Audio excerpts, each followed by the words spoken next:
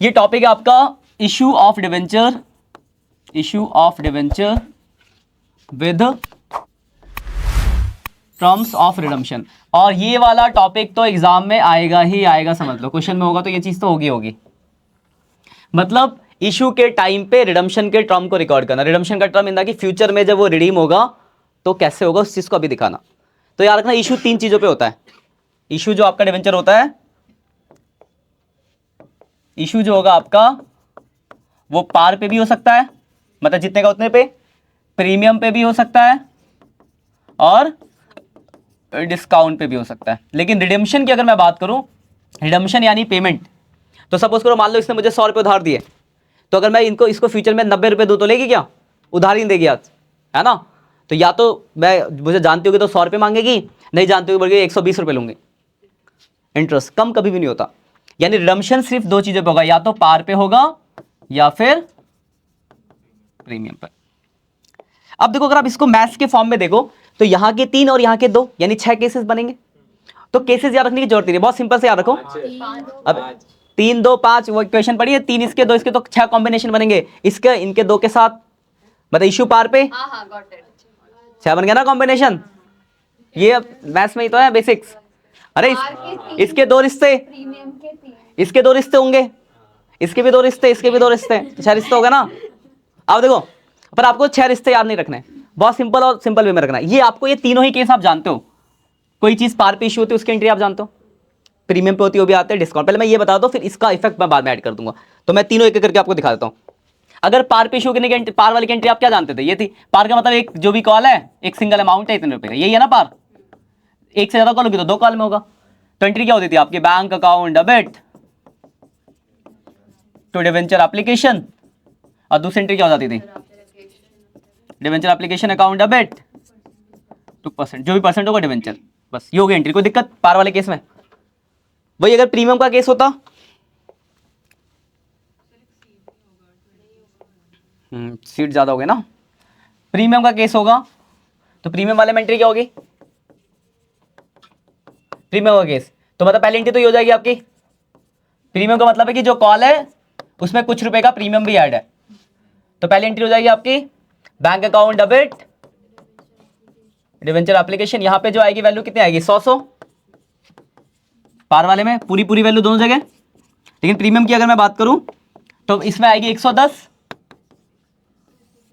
और दूसरी एंट्री होगी debenture application account debit to percentage debenture और टू सिक्योरिटी प्रीमियम अकाउंट।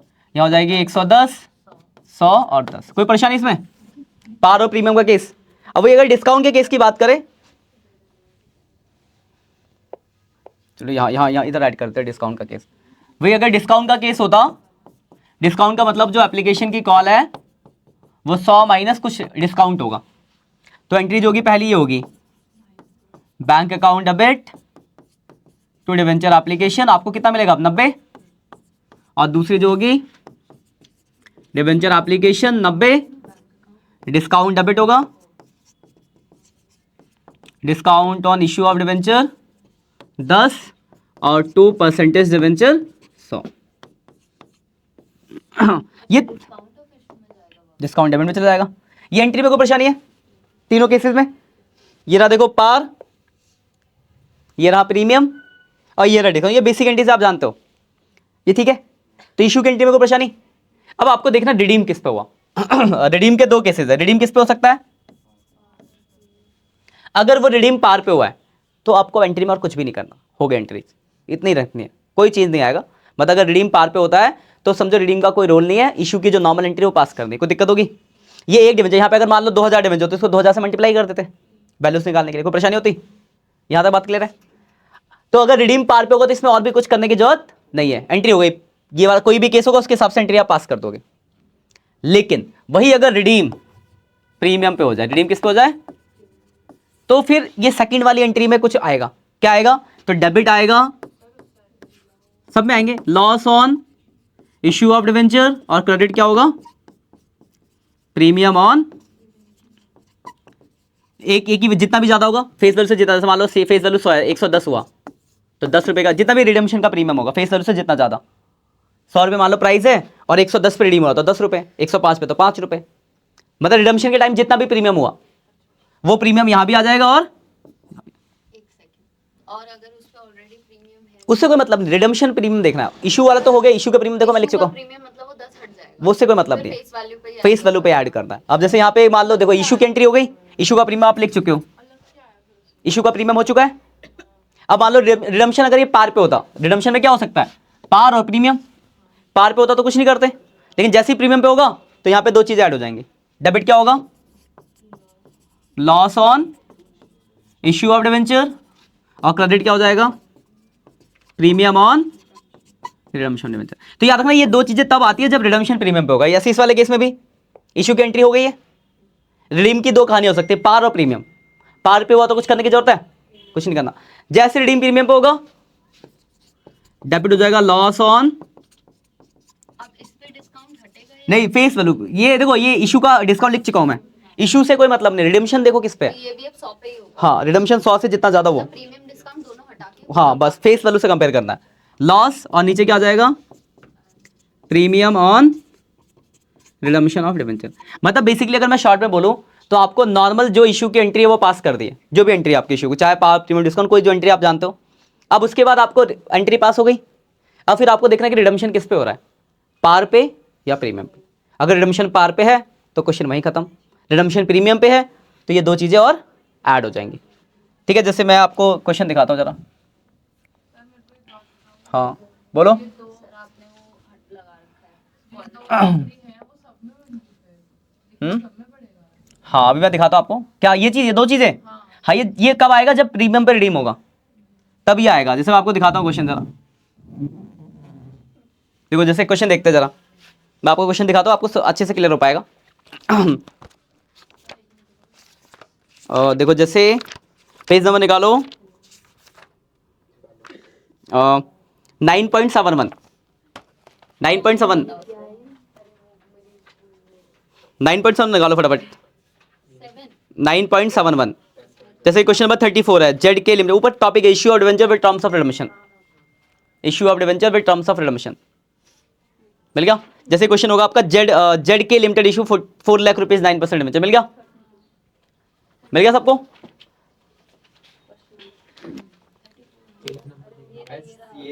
देखो जरा ध्यान दो, देखो यहाँ पे देखो, अगर आप ध्यान से देखो तो लिखा जेड के लिमिटेड इशू 4 लाख के आगे रुपीस वर्ड लगा है, मतलब 4 लाख डिवेंचर नहीं, 4 लाख रुपए के डिवेंचर है, और डिवेंचर की वैल्यू कितनी है, 100 रुपए। तो नंबर ऑफ डिवेंचर कितने हो गए, 4000 डिवेंचर हो गए। रुपीस नहीं लगा होता तो आप उसको डिवेंचर काउंट करते, रुपीस मतलब 4000 डिवेंचर हो गए। अब आगे देखो क्या लिखा है, of 100 etch issue at a discount of 5%, issue हो रहा है 5% के डिस्काउंट पे। देखो 100 रुपए की चीज है, 5 का डिस्काउंट, तो यानी 95 पे इशू हुआ होगा, और लिखा redeem at a premium of, तो यानी रिडीम कितने पे हुआ होगा, 110। देखो एक बात ध्यान रखना, बच्चे गलती क्या करते हैं, इन दोनों को आपस में मर्ज करते हैं।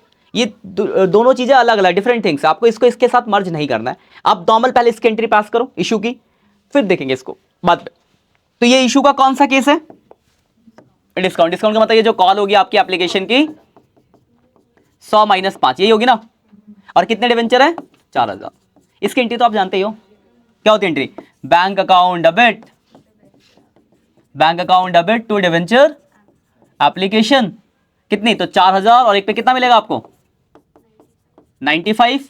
तो 4000 इंटू 95, 4,90,000, 3,90,000, 80,000, 3,80,000 आ गया। क्या बताओ पहली एंट्री में कोई डाउट है। अब दूसरी एंट्री करते हैं, debenture application account debit, discount है,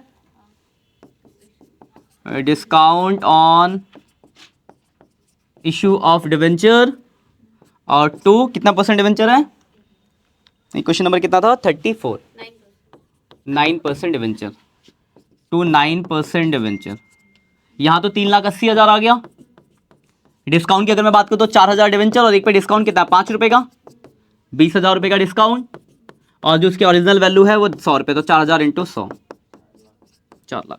ये आपकी इशू की एंट्री हो गई। कोई दिक्कत है तो बताओ इसमें किसी को, इशू ठीक है, ठीक है, कोई डाउट इशू की एंट्री में, ठीक। अब रिडीम किस पे हुआ है, प्रीमियम, ऐसे बोला करो, पार प्रीमियम, 110 बोलो, पार प्रीमियम। दो केस हो सकते हैं यहाँ पे, या तो पार हो सकता है, दो ही तो केस हो सकते हैं। अगर पार पे रिडीम हुआ होता तो आपको क्वेश्चन में और कुछ भी करने की जरूरत नहीं पड़ती, आपका क्वेश्चन सॉल्व हो गया। वो 2 एंट्री भी नहीं आती। कुछ नहीं, बस इतना ही करना, हो गया क्वेश्चन सॉल्व। लेकिन रिडीम किस पे हुआ है?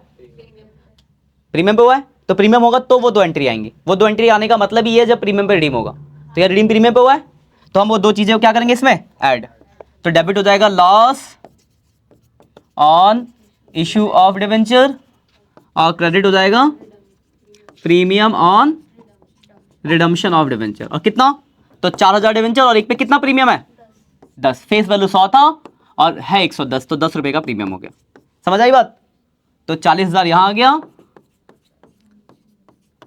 हो गया ये क्वेश्चन। खाली प्रीमियम से मल्टीप्लाई बस इससे मतलब होगा। और ये कब आएगा? जब प्रीमियम होगा। मतलब बेसिकली इशू की नॉर्मल जो भी केस उसकी एंट्री पास करो, जैसे ही प्रीमियम पर रिडीम होगा तो ये 2 चीजें ऐड है। जैसे मैं आपको एक और क्वेश्चन दिखाता हूँ। अगर ये 110 और वो ऐड बाय चांस करना भूल भी जाए तो भी डायरेक्ट अगर प्रीमियम से मल्टीप्लाई हाँ करो तो आ जाएगा। बस। अब जैसे अगला क्वेश्चन आपका देखो, जैसे एक और देखते हैं। ये देखो अगला वाला है ये 37 का पहला केस। क्वेश्चन 37 का पहला है आपका 40,000 रुपीज 12% डिवेंचर करके मिल रहा होगा। ठीक है, दिख गया? इसका स्क्रीनशॉट लेना बच्चों आप।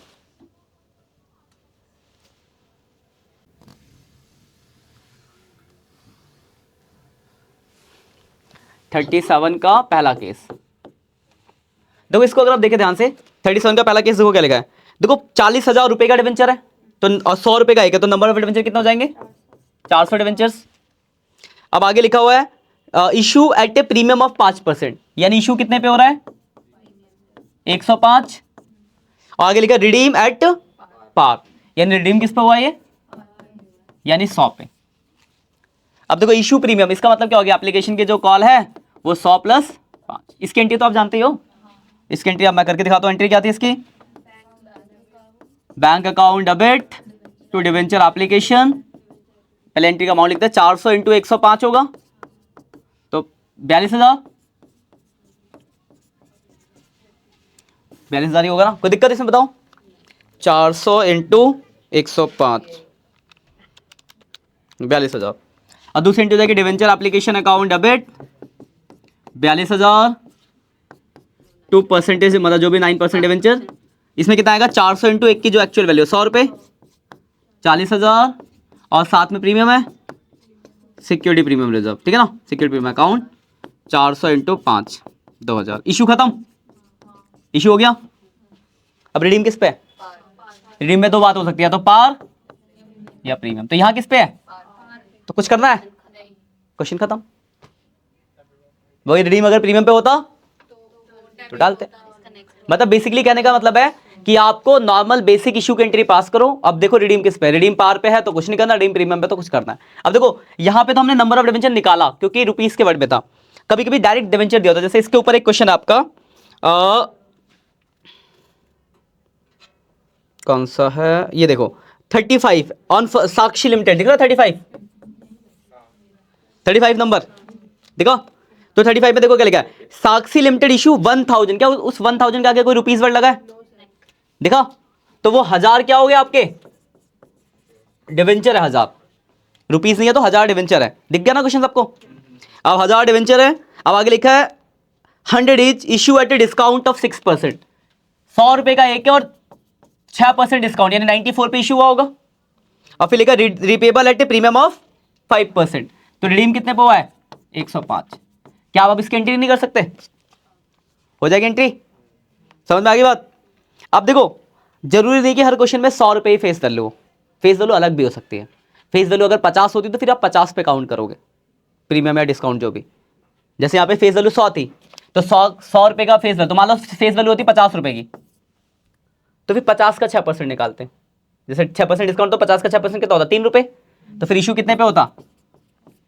47। और रिडीम बोला था 5% प्रीमियम, तो 50 का 5% कितना होता? 2.5 रुपए। तो इस कितना होता? 52.5। ठीक है, पॉइंट में हो सकता है। मतलब बेसिकली समझना कि फेस वैल्यू पे निकलता है, ऐसा नहीं कि यहाँ जाता क्वेश्चन में 100 रुपए फेस वैल्यू दे दी, क्योंकि डिवेंचर की फेस वैल्यू इशू होगा 94 पे, हाँ, और रिडीम होगा 105 105 पे। एंट्री हो जाएगी, कोई परेशानी?